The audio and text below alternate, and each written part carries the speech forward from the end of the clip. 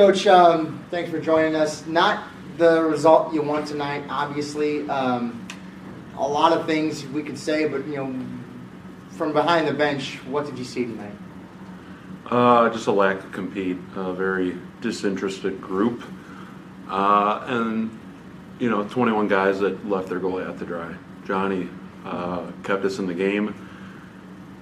Made some great saves. Made some really nice saves, especially the one at the end. I think half their team had their hands up in the air, and I think they were almost celebrating until Johnny was like, "Hey, look what I got in my glove here." I told the group, I said it, in 2.5 years of my tenure here at Maryville, I don't think I've ever seen just like a collective group not show up, and I don't know if that was, I'm sure some of it has to do with playing a lot of games in a short period of time. But I expect more from this group, and I expect a lot more tomorrow, and I think we'll see a lot more tomorrow.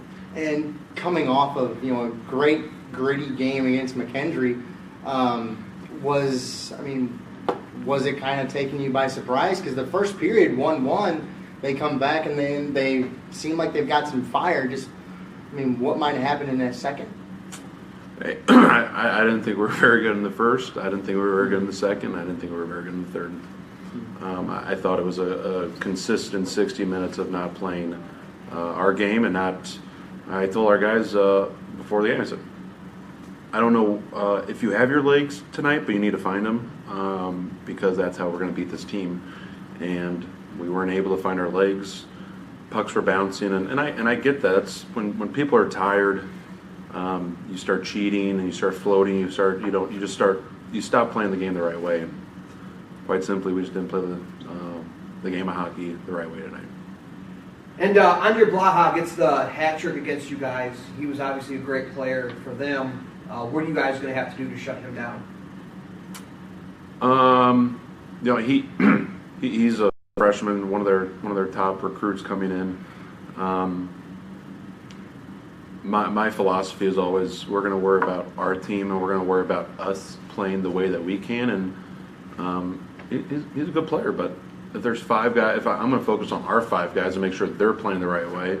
And it doesn't matter if it's 37, 12, 17, whoever's on their team.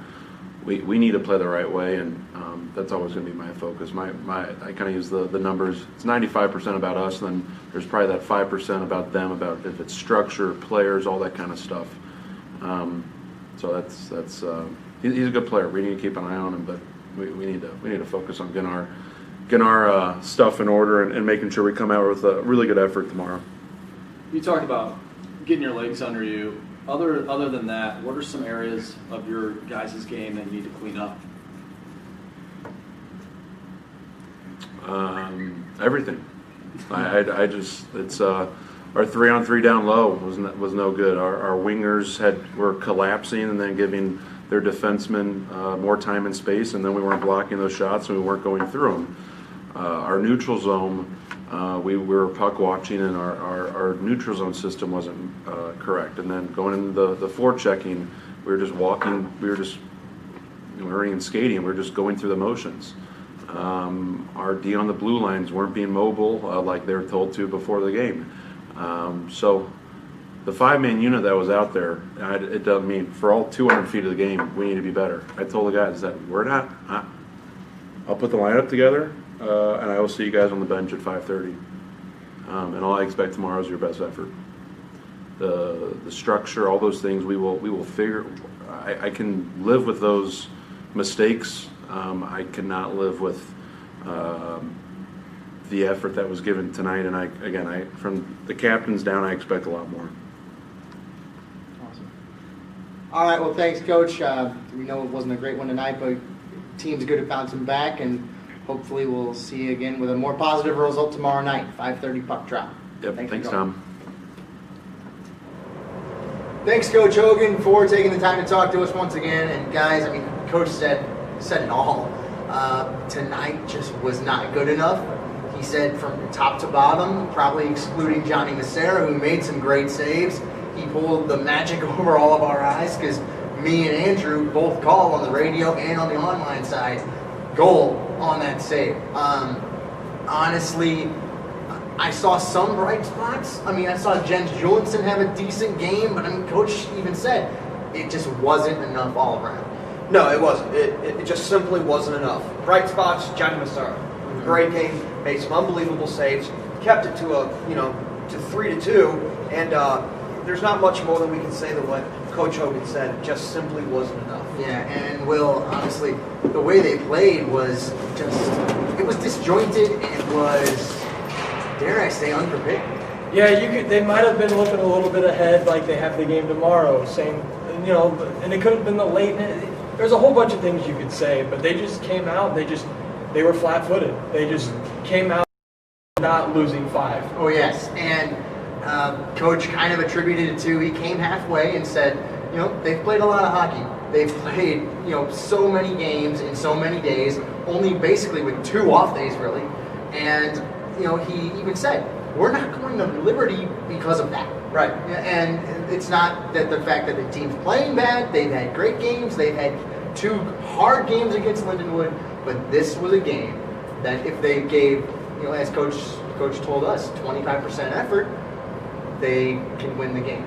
But obviously, it just didn't happen tonight for whatever reason, and that's hockey. But also, you have an expectation. Yeah, absolutely. You got to be prepared. I mean, you saw the schedule before it came out. You know how many games you're going to be playing. You know who you're playing. You have to be prepared for these games. You can't overlook a game before you play it. You can't overlook a team by looking at them on paper. And in terms of the schedule, we will drop the puck once again here from the Maryville University Hockey Center at 5:30 tomorrow. So it's not really a long turnover. You've got 24 hours to rest and regroup. And then you have a little bit of a break before you go down to play Missouri State, who, by the way, is going to want to rebound. They got walloped by Lindenwood tonight. Yeah, what was it, 13-3, I believe? Yeah, 10-1 at the end of 2. Yeah, 13-3. Missouri State's not going to, they're not going to lay down and give it to us. Yeah, and Coach Jeff Crenshaw has some experience with that program, so it's going to be an interesting few weeks here now for Lindenwood for Maryville too, because they have Freudian slip, Tom. Freudian slip. Yes, because they kind of now have opened the door for Midland to possibly win the conference. Yeah, absolutely. Maryville goes into this saying, okay, we have a really good shot at the conference. And we do, absolutely. Yes. But you can't play teams like Midland like you did tonight. Yeah, and you played Lindenwood to set up this stretch of 3 games that were very important. And now, I mean, can you take 2 of 3? Yes, certainly you can, but it certainly leaves a bitter taste in your mouth, Will. It's all about how they come out tomorrow. If they come out like they did, flat-footed, it's not going to be a pretty game. It's going to be probably worse than it was tonight.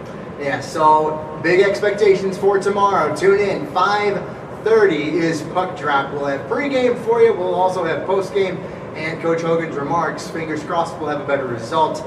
For my partners, Chuck Kraus and Will Starwalt, my name's Tom Hartbeck. Thank you for watching the Maryville Saints Hockey Network. We'll see you tomorrow night.